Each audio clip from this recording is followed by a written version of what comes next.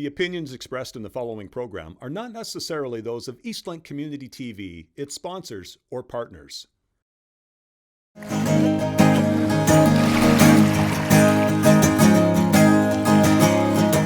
I'm always inspired by the waters. I think I have a running theme in my music a little bit where I write about water, so we'll see if it's, water themed or it might not be. I have no idea. My name is Jay Pollmann from Port Dover, Ontario, here again on Lake Erie in a beautiful location, and I'm supposed to be learning about something I'm going to write a song about. So. Hi, I'm Jim Chambers. I'm a photographer. I've been a photographer all my life. I got hooked on photography because my dad had a darkroom in the basement.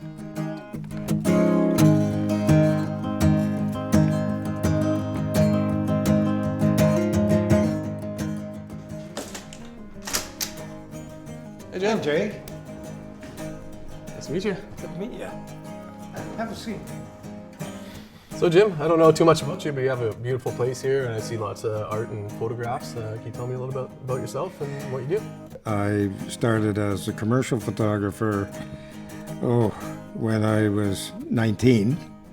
No, actually, when I was 19, I was working in the steel mill, seeing my brains going. It's a long time ago, right? Yes. When I first got out of high school, my school was not a good time for me. I hated every moment of it.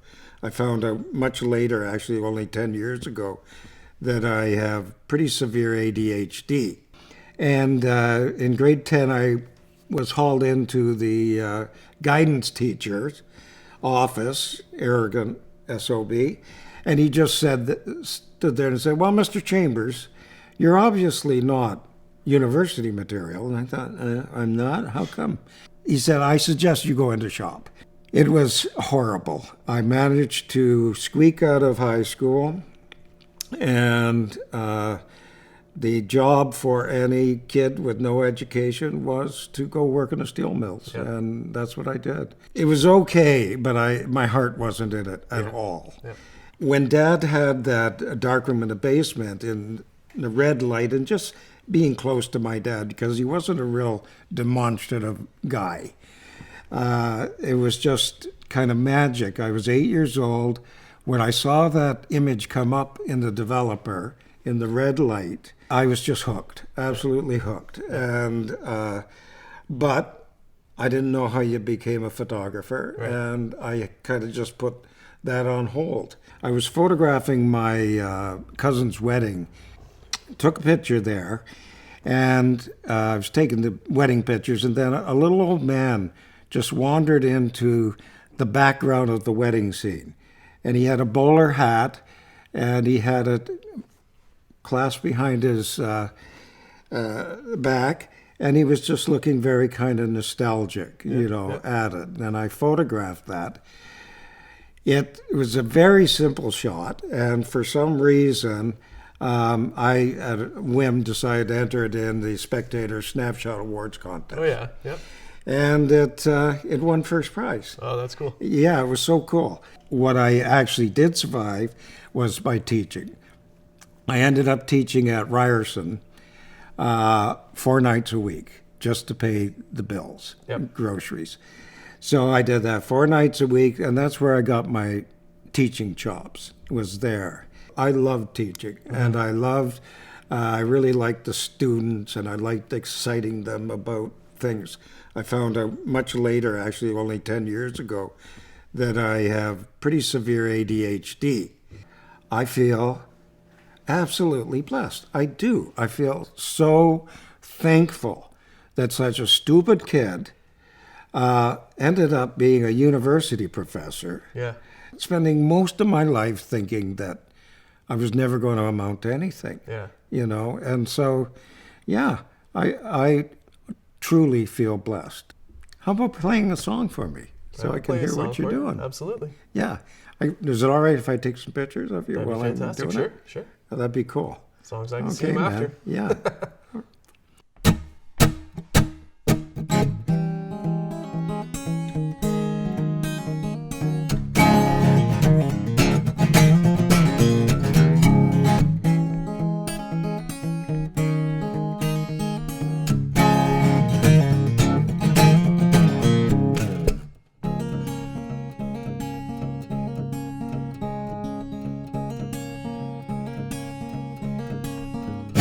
It can move a mountain, shake the ground and make them drop their leaves. Storytelling, telling stories is kinda getting old tonight.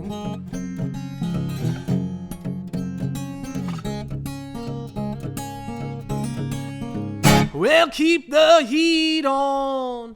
The pilot light will keep us warm all night. Red skies at night means the sailors are gonna fight tonight.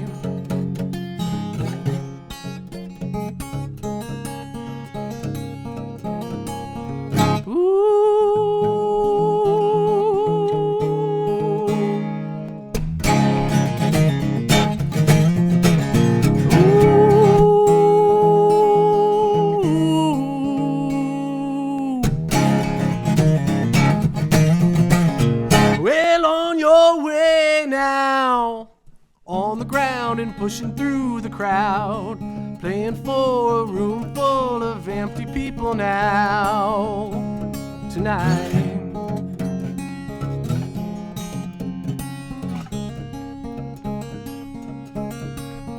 Ship's going down now. Should you swim or should you stay on board?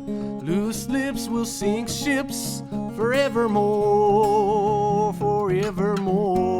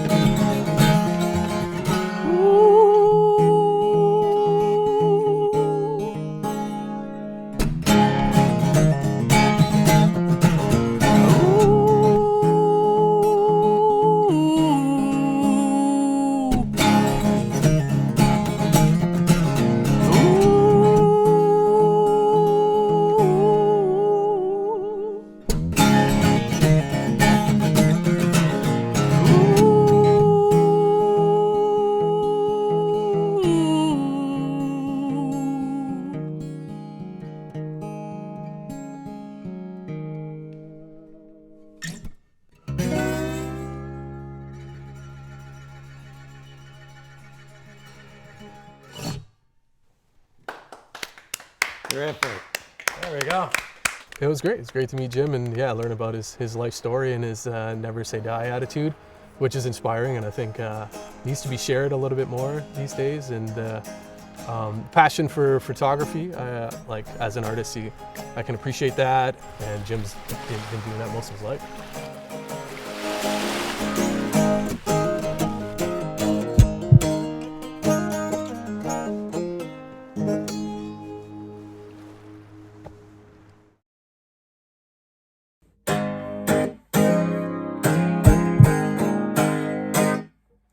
So I had a very cool opportunity to go to Low Banks, Ontario, and meet Jim Chambers and his partner Colleen. Immediately, I was very inspired by their home, the art and the photographs all over the walls, and they were very warm and welcoming with coffee and cookies. And it was, you can see an artist work and love out in their home. I think it was kind of neat I was immediately inspired by his photographs, and he started showing me some of his work from decades ago, and some of the musicians he had photographed, like Tom Wilson, and Ron Hawkins, and some very cool shots of some live music, which he knew would interest me and intrigue me. Upon hearing Jim's story, his life story, basically he laid out his his entire life, and as he was telling me the story, it was inspiring, but I was also thinking this is going to be a tall order to write a song about somebody and play it in front of them and judge their reaction. I've never had a song written about me, but I could believe it'd be it may be kind of weird to have a song laid out in front of you that you don't have input on. Really, it is what it is. So I'm not taking it lightly. He's had a very, very beautiful life. From a kid struggling in school that he later found out was caused by ADHD.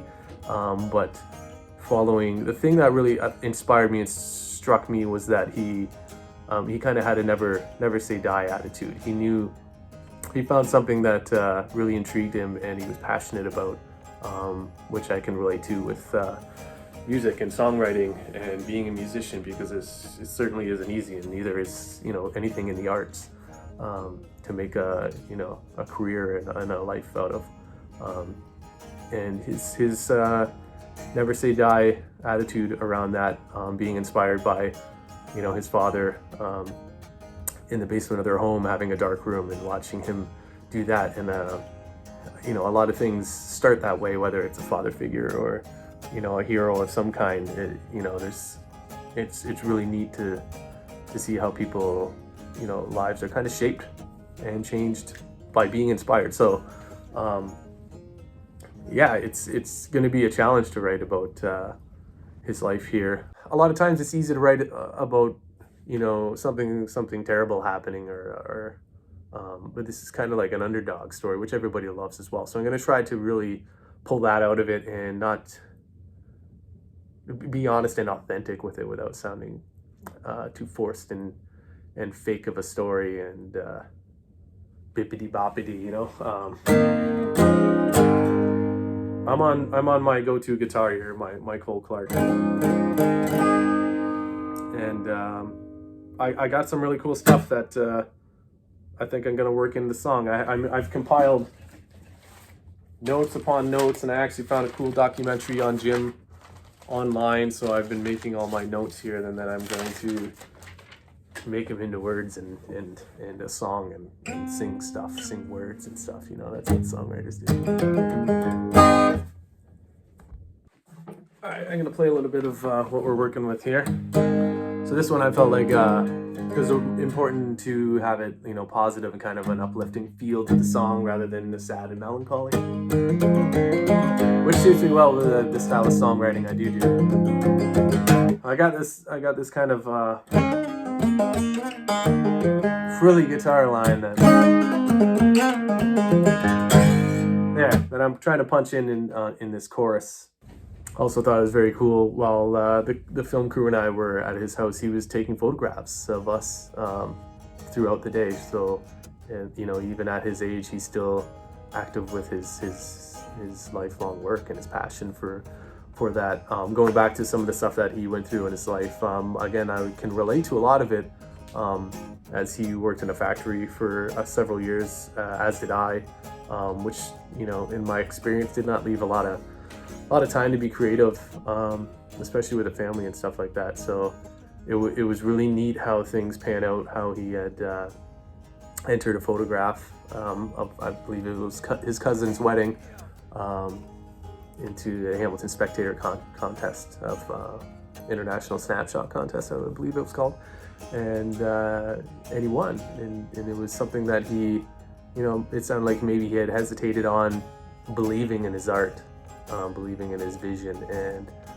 there's certain things like that almost happen for a reason that solidify the fact that you're doing, you're meant to do this, or it keeps you going, almost like when as a musician, not all shows are good. You have off nights, bad nights, and unfortunately that's in front of people watching you have an off night.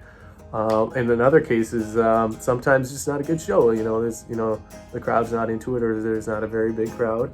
But, us as musicians, we keep going because there's there's bound to be a good one to come up again, and those good ones keep us going. And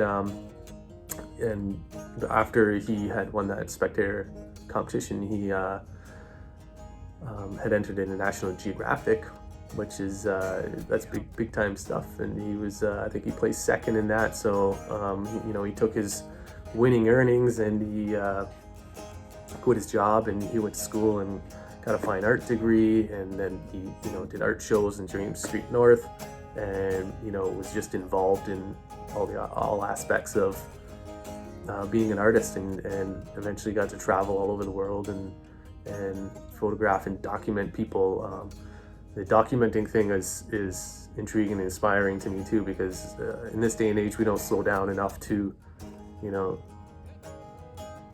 realize the impact that a single photo or image has, a single photograph can have. So like he's been doing that with that vision all his life, and in the day and age where we can just swipe on our phone through content after content and photo after photo, where everything looks good almost now, and you're not doing anything good unless it looks good. It was a whole process to create an image in a photograph, and then have it where it should be on a wall. I should have a photograph behind me at this point, but I don't right now.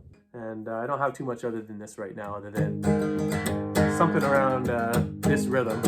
And all those notes I've made of Jim have to come together somehow. Yeah, black and white negatives in 1,000 rolls of film. This is the story behind the lens. There it is. Black and white negatives in 1,000 rolls of film. This is the story behind the lens. Yeah, now I need just like 3 minutes and 30 seconds more of that. Story behind the lens, I think I had that in my notes, and I think that maybe end up being the title of the song. That's all I got for now. Wish me luck. Let's see what I come up with.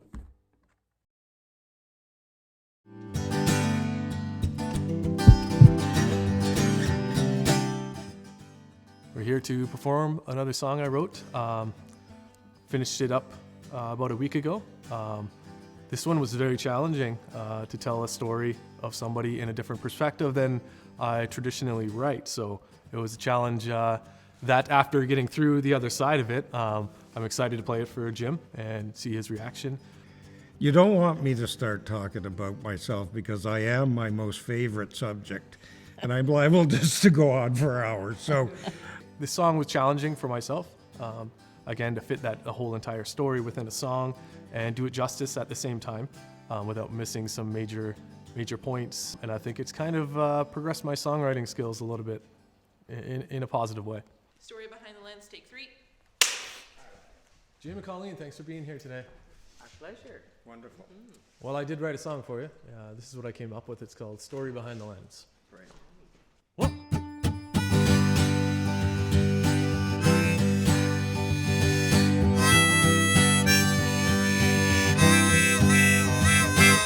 Just a kid growing up in a working class city. 1950s Hamilton be dark and gritty. Industrial lights stay on all night. Escarpment divides that morning light.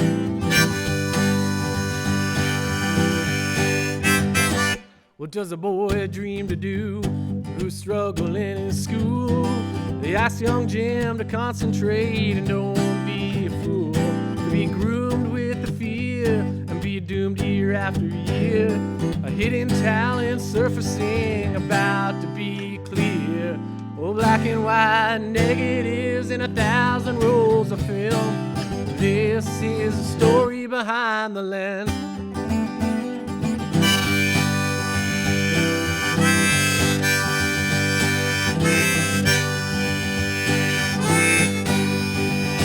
Well, like most Hamiltonians, the steel mill called his name. the open hearth furnace and the glowing flame. There was something inside passed down from his father, developing images in the magic water. And he saw things differently, normal circumstance. The heady dark-room chemicals can make your senses dance. So he entered a photograph, 1966, the International Snapshot Contest. Oh, black and white negatives in 1,000 rolls of film. This is the story behind the lens. A black and white image from the wedding changes life. This is the story behind the lens.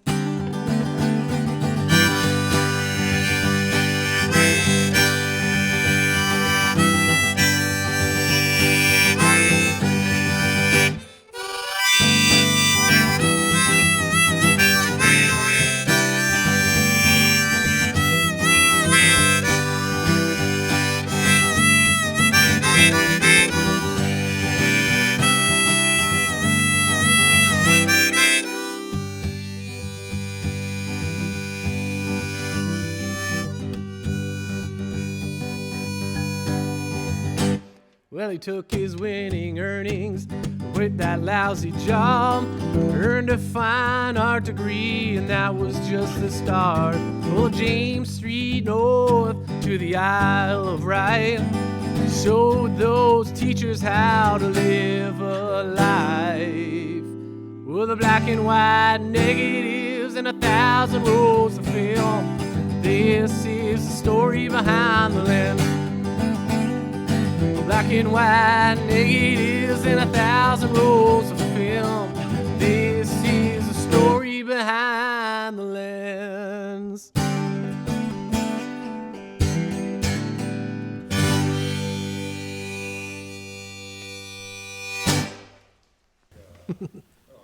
I can fit everything in there or what? You put it in there. Oh, thank you. Thank you. Oh, thank you, thank you. I like this kid. I thought it was just great. I really did. You know, I think he captured my pathetic little life growing up. It wasn't pathetic at all, to be quite honest. I think it went well. The performance was good, and it sure seemed like Jim and Colleen enjoyed it. It's probably a very interesting thing to have a song written about yourself, something I've never experienced. So I'm curious to hear Jim's response to that, and hopefully he enjoyed it. I tried to pack his whole story in there. So I like the rhythm of the song. First of all, it's got a real nice, catchy beat to it, all that kind of thing. And he did. He squeezed it all in, even the open hearth, you know. And I think he did a wonderful job.